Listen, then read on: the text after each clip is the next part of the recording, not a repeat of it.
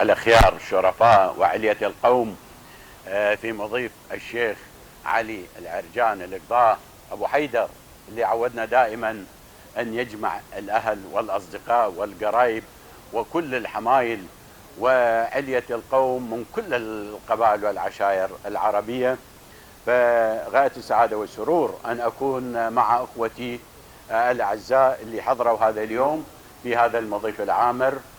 كل من باسمه لهم التحية والتقدير، وإن شاء الله تتكرر هذه الجلسات والأمسيات في هذا المضيف العامر. والترحيب بالأخوة الأخ الشاعر محمد موسى القاضي أبو فرند، والشاعر صدام السحل، وراجمة زبيد الشاعر أحمد العبد الرحمن الهيبي، وكل الأخوة الأعزاء والمشايخ وعلية القوم كل من باسمه.